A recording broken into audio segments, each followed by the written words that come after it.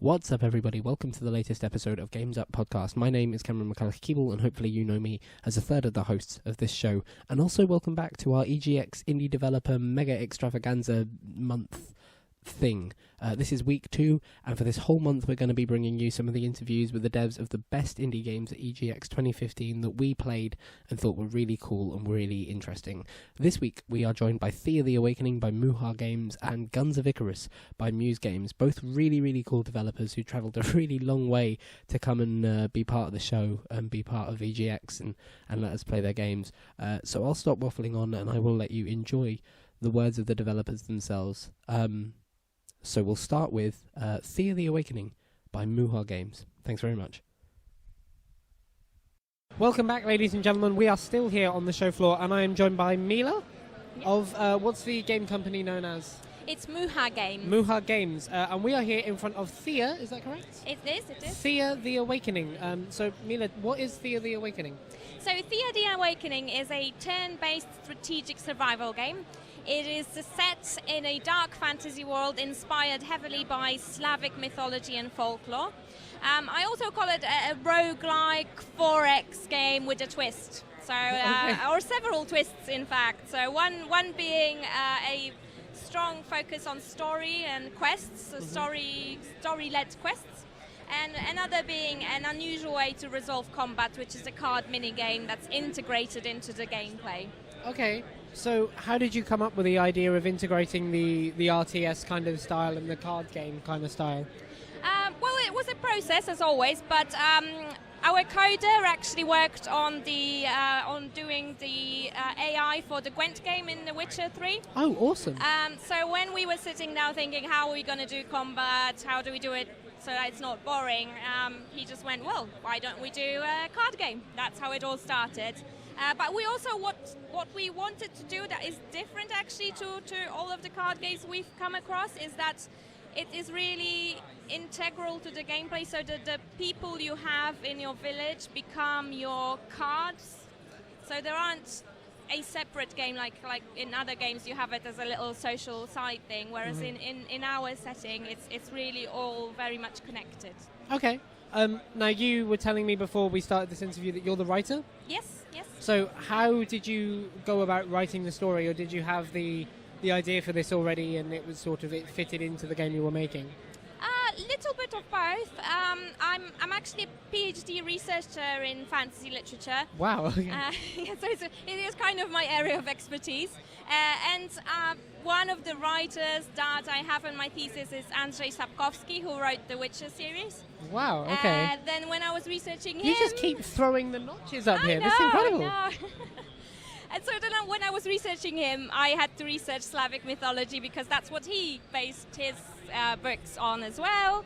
And from that, we started building the idea, why don't we also do something similar? Why don't we include our roots? Because we're all Polish as well, so we thought, why not try and promote our Polish, Slavic mythology? Well, it's not only Polish, actually, it is Slavic mythology in this world. So that's how the idea came, and then I just started working with it, and that's how Thea came to life.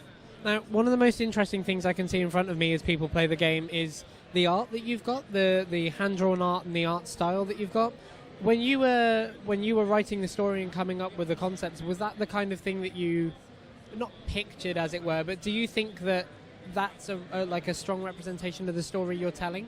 Yes, and that was actually one of the biggest challenges and biggest successes for me from the writing point of view, is that we found a group of artists that could actually understand my meaning behind it. Because what I did is I often sent them little bits of my story or descriptions of characters, and what I really wanted is for them to really get that feeling of that Slavic mythology. And yes, as I said, I mean, we are really lucky. We have 6 different artists that we outsource our art to, and they really got it. So for me, it's a lovely feeling to see my thoughts out on the screen. And is it a lovely feeling to see your thoughts out on the screen being played by the hundreds and thousands of people in this big room here? Absolutely, it's amazing. I mean, I'm really overwhelmed. The other guys in our team, they have a bit more gaming experience than me, so Right. they did work for AAA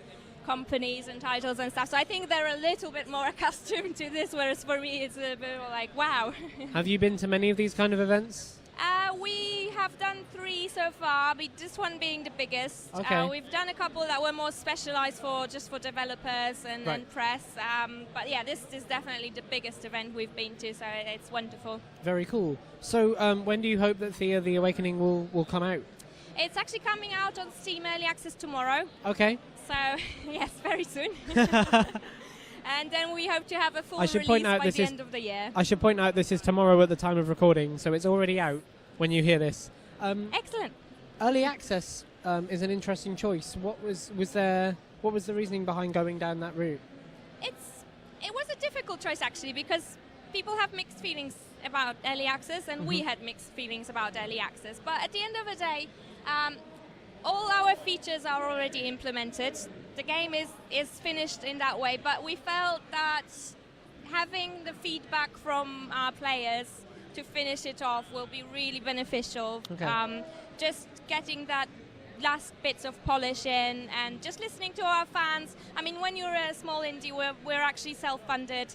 Okay. You don't have that much of a budget to play with, and so this is also a way just to include our fans in the finishing process. So I do want to stress that this isn't early access that's going to be out there for a year and then or something like that. It's literally just to put those finishing touches on it. Awesome. Well, thank you very much for joining us, and thank you for telling us about. Sorry, I should ask as well. What are the platforms that you sort of hope it will finally come out on, as it were? Well, we're hoping to release it on Xbox One in the new year. Okay. And then who knows? I mean, we're not discarding the other consoles as well. But for now, the plan is to do the PC release first. If things go well, then Xbox One in the new year. Excellent. Well, once again, can I call you Dr. Miller as you're a PhD? Not yet, Is not that it? yet. Oh, I'm still come on. We know you're finishing going to get it. Thank you very much for joining us. It's been an absolute pleasure, and that's a really interesting game. Thanks so much. Thank you. So that was Thea the Awakening by MuHa Games. As they said, it is out on now because we recorded this a little while ago.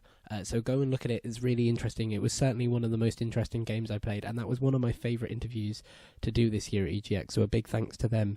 And now we're going to move on to Guns of Icarus by Muse Games. So here they are. Ladies and gentlemen, welcome back, and we are still on the show floor of EGX in the indie section, and I'm joined by Howard. Yep. Howard of... So I'm Howard at Muse Games, the developer of Guns of Icarus. Fantastic. And Guns of Icarus is in front of me, but obviously we're on audio, so can you tell the wonderful people at home what Guns of Icarus is? Sure. So it's a steampunk airship battle game where 4 players will crew an airship together. Someone will be the pilot flying the ship. Someone will man the big turret guns, try to shoot the enemies down, while someone else will run around and try to fix everything as Awesome. they're broken. So you're showing off Guns of Icarus Alliance here, which is a Yeah. player versus AI. Yes. Okay, and you also have a player versus player Yes. type of the game. Yep. So how long have you been working on the game in total? For a long time. It took us about 2 years to make the game, and the game's been out for 2-something years now. So altogether 4 years, and at the same time we've been working on Alliance. Wow, okay. So yeah, it's been a while. So the game has you mentioned to me a really notable steampunk aesthetic. Uh-huh. What about, how did you come upon the aesthetic? Like, how did you choose the steampunk? Or did it feel natural? It's twofold. One, we are fans of steampunk. But secondly, we felt like steampunk games haven't been done as much when we first started working on the game. So we just decided to make the game about steampunk. Okay. Are there any other of your favorite steampunk games? Like, is there anything you point to think that's a really good steampunk game? Yeah, I mean, so like we looked at, Skystar Arcadia, and a lot. I mean, what's interesting is that from a game design standpoint, we definitely draw references from games, not just like steampunk games, but also from really disparate sources of inspiration. But as far as like inspiration in the aesthetic, we also draw from film, literature, and just art, and we'll actually go to cons and look at how people cosplay to draw inspiration from how we design the characters as well. So I would say we actually draw inspiration from a number of different sources. Cool. So how does the size of the player versus AI in comparison to the player versus player modes? Like, how do you it's hard, it's a weird question to ask, but like, how do you define the size of that sort of what you are given to play with, as it were? Yeah, I mean, so okay, in terms of crew size, in a PvP battle, it's usually 2 to 4 ships on each side. So you can have anywhere from 16 to 32 players in a match. But in PvE, because everybody's on the same team, you can have anywhere from 1 ship to 4 ships now. So technically, you could have 1 player up to 16 players. Right, okay. So in terms of size, I mean, it will be less restrictive as far as like starting a PvE match versus a PvP match, I think. Okay. So now what we're seeing in front of us is 4 people playing on the same ship, doing various roles on that ship. Yeah. Is it difficult to balance out the roles that they all have to make sure that like each part of what they're doing is engaging? Yeah, it's actually pretty difficult. One design consideration that we have is to actually make the classes fluid, in that you could do a little bit of everything. So like, if I'm flying the ship, I could jump down and fix my own ship in a pinch, but we'll give the pilots more tools to fly, right? Versus they would be doing other classes, for example. Okay. So each class has more skills for its specialization. But in terms of balance, yeah, it's actually really interesting. Over time, it's really about designing ships, designing different weapons, and skills that kind of magnify the importance of each class. So then when you're balancing, if you have that to consider as a first balance, how then more difficult does it get when you balance that against the entire rest of the combat of the game? Like, how does balancing those 4 roles interact with balancing them for multiplayer, for AI? Yep. So it's actually quite difficult. I mean, because you have any number of axes. So the complexity of the game is multifold. You have, your players taking on a class using different skills. But you also have different weapons that are designed to specialize. So for example, you can have a balloon popping gun that is just focused on taking out the balloon component. You can have a piercing weapon that just focuses on bringing the shield of a ship down. Or you can have some component disabling weapon that, say, for instance, focus on enemy engines or guns. So all that, plus the skills, plus the ships, which all have different layout, loadout, different maneuverability, that plus the actual levels and the maps themselves. So it's actually pretty complex of a balance that we have to juggle. Cool. So when do you, if you can say, when do you hope the Guns of Icarus Alliance will be out for the public? It will be next year. Okay. When? It's hard to say. No, that's not at all. We still got a lot of work to do. Is it weird having that kind of idea in your head, but bringing it to public events like this, like putting it in the hands of? It's actually great. I wouldn't say it's weird. I mean, it took us a long time to get it into a playable state, because when you go from PvP to PvE, it more or less is making a different game. Yeah. All the balance have to be rethought.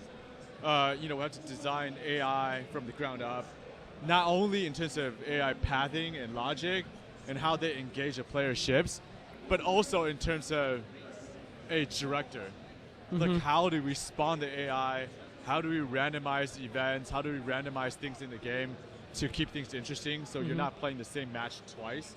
Or like you're really never playing the exact same match. So all of that took a long time, but at least now we're at a point where we can start giving it in the hands of players to play. So it's actually really fun to see, not beyond the cursory, oh, I like the game, I don't like the game. It's also really interesting just to see how people engage with it, and you can see, oh, okay, maybe this UI element isn't working, the balance isn't quite right here. Some new bug got discovered, and so on. It's actually been great. So obviously Guns of Icarus Alliance out hopefully next year. But if anybody's been really excited by this, say they can play Guns of Alliance now? So the base game, so the Alliance will be an expansion. Right, okay. The base game, the PvP game is already out on Steam. Fantastic. So people can check it out on Steam.